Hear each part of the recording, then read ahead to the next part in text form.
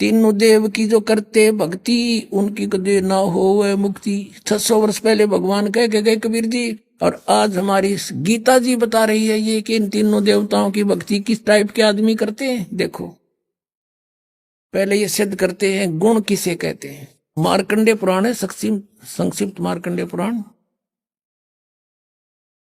Gita press Gorakhpur से प्रकाशित है। किसके भी 123 पृष्ठ पर आपको दिखाते हैं।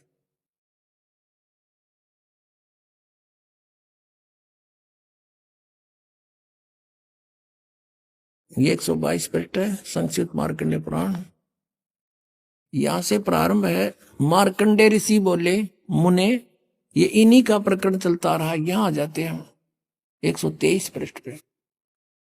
इस तरह स्वयंभू परमपिता परमात्मा की 3 अवस्थाएं हैं, रजोगुण प्रधान ब्रह्मा, तमोगुण प्रधान रुद्र और सतोगुण प्रधान विश्वपालक विष्णु है।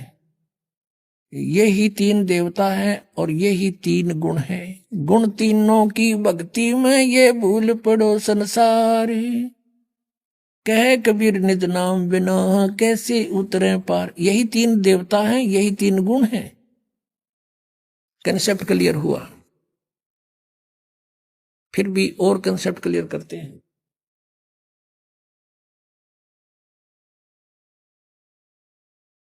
एक संस्कृत सहित है श्रीमद देवी भागवत, अथ देवी भागवतम सभाष्टिकम सहमात्यम, खेमरा श्री कृष्ण दास प्रकाशन बंबई। इसके हम तीसरे पृष्ठ स्कंद में आते हैं। अथ श्रीमद देवी भागवते भाषा टीका युक्ते तृतीय स्कंद प्रारंभते। अब इसके 11 पृष्ठ पर आते हैं और तीसरा स्कंद अध्याय 5।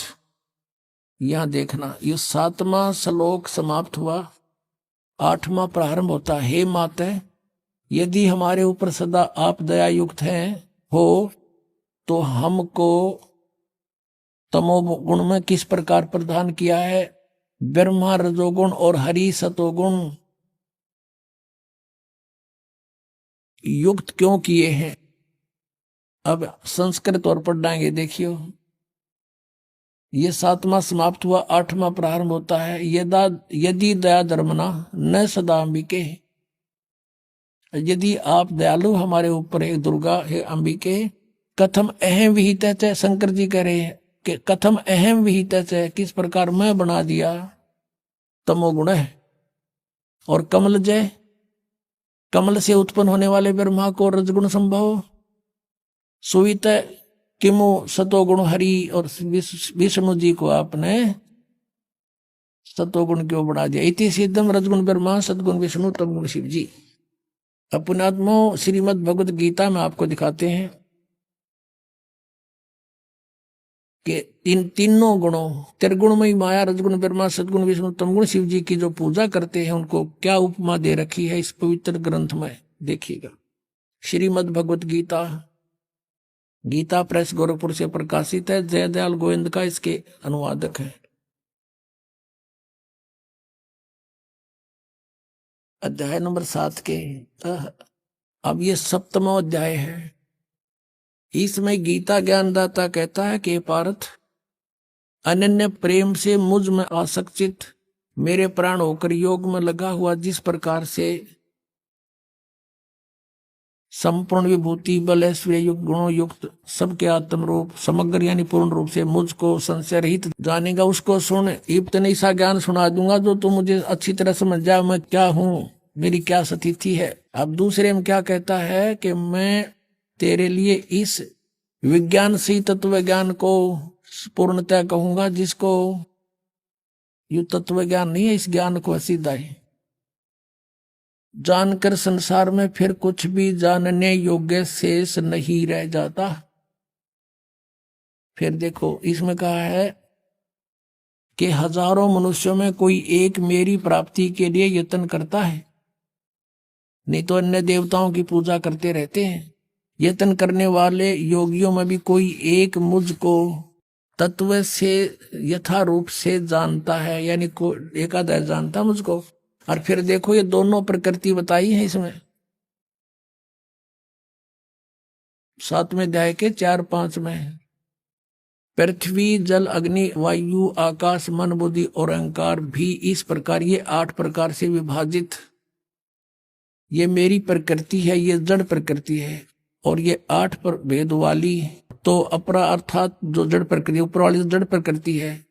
और हे महाबाहो, इससे दूसरी जिससे यह संपूर्ण जगत धारण किया जाता है वह जीव रूपा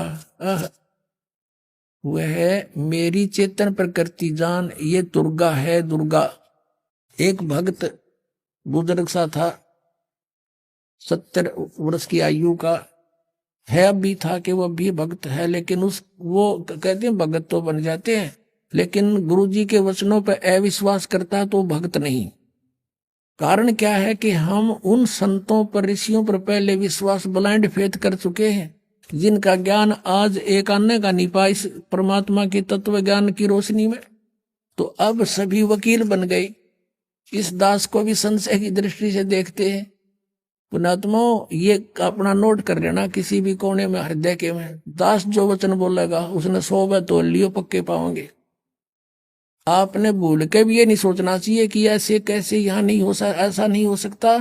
आप बालक हो, यह आध्यात्मिक मार्ग है, इसको समझना आपके बस की बात नहीं। आप इतना ही समझो जैसा दास आपको समझाना अब चाहे, और आपके रूबरू कराता हूं और फिर भी संशय रहता तो आप अपनी बालक बुद्धि समझ लेना। दास के वचन पर अविश्वास ना करना। तो उस बुजुर्ग के अविश्वास हो गया, अपने आप में विद्वान पाक रहा। एक दिन मुझे लिख कर दे दिया कि आप झूठ बोलते हैं, दुर्गा को प्रकृति नहीं कहते।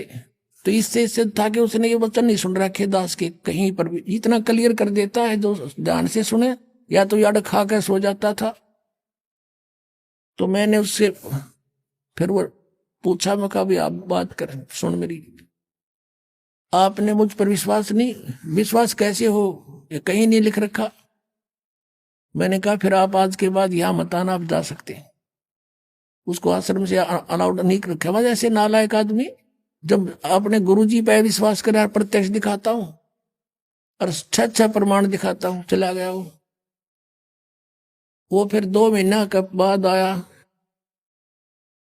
यहां से आया तो उसको वापस कर दिया कि नहीं, ऐसे अनाड़ी व्यक्ति की यहां आवश्यकता नहीं है।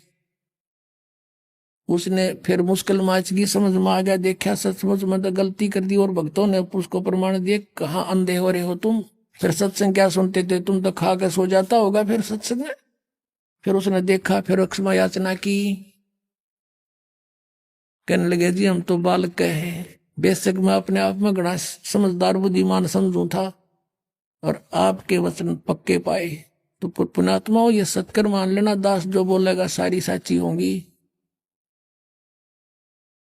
तो अब ये कंसेप्ट हो गया क्लियर के प्रकृति दुर्गा को कहते हैं। शिव पुराण ने